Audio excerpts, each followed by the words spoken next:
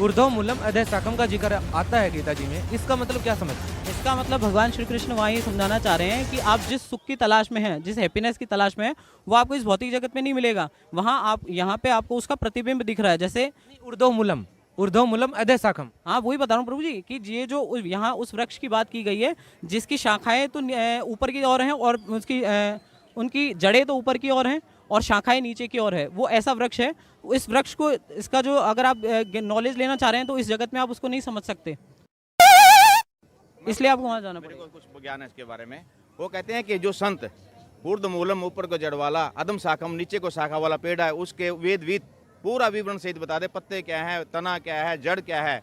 ये कबीर साहब ने बोला है, अक्षर पुरुष एक पेड़ है, निरंजन वा की डार, तीनों देवा शाखा है, पात रूप संसार। तो उसके बारे में वो तत्वदर्शी संत बताएगा। महाराज जी भी कह रहे हैं, अभी आप भी स्टूडेंट हैं, आप भी सीख रहे हैं अभी गीता जी को, तो आपसे चर्चा करके अच्छा लगा।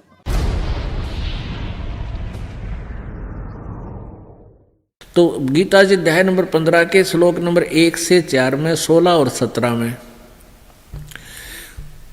उस तत्वदर्शी संत की पहचान भी बताई है और ये भी बताया है कि जिस परमेश्वर के विषय में वो तत्वदर्शी संत बताता है साधनाएं, उसको प्राप्त होकर के उस तत्व ज्ञान की प्राप्ति के पश्चात उस परमेश्वर के परम पद की खोज करनी चाहिए, जहाँ जाने के बाद प्राणी फिर लौटकर संसार में कभी नहीं आते।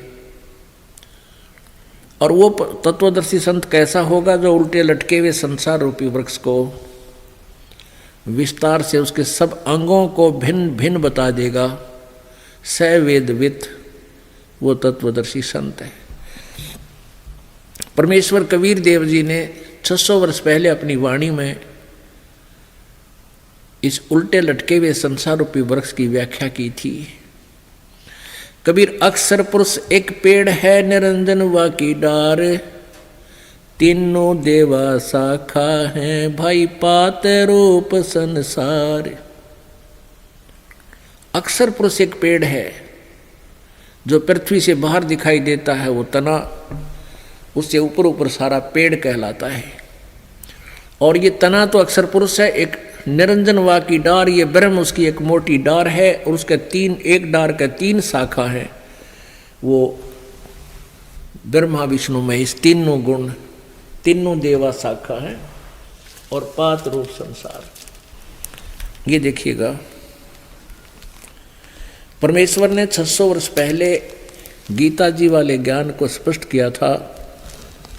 ये है संसार रूपी वृक्ष, जिसके ऊपर को जड़ वो तो पूर्ण परमात्मा है और नीचे को तीनों गुण रूपी शाखा हैं।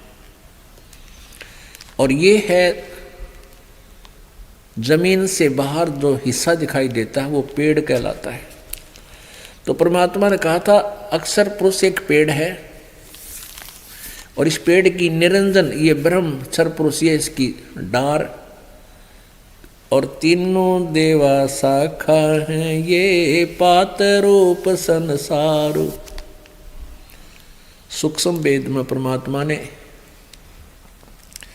एक ही श्लोक में सांकेतिक शब्दों में गीता जी के 15वें अध्याय का बिल्कुल सारांश कर दिया।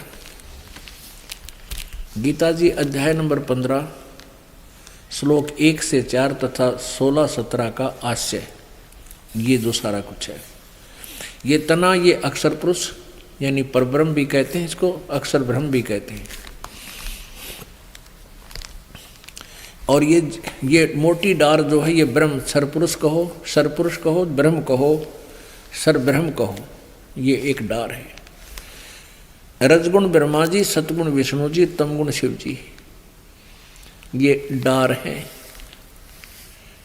शाखा हैं, ये तीनों देवा शाखा हैं और ये पात रूप संसार। हम यहाँ नीचे हैं, हम इनसे भी आगे हैं। और ये जड़ कौन है? ये जो सबका धारण पोषण करता है वो परमात्मा, ये परम अक्षर ब्रह्म है। गीता जी अध्याय नंबर 8 के श्लोक नंबर 3 में जिसके विषय में वर्णन किया है, वो परम अक्षर ब्रह्म है। वो कौन है? ये कबीर देव है, ये कबीर परमात्मा है। ये उस असंख्य ब्रह्मांड के सिंहासन पर विराजमान है। और ये जड़ है पूरे संसार रूपी वृक्ष के मूल है, और मूल से ही सब खुराक आहार सबको शक्ति प्राप्त होती है। तो इस पूर्ण परमात्मा ही पूर्ण परमात्मा ही तीनों लोकों में प्रवेश करके सबका धारण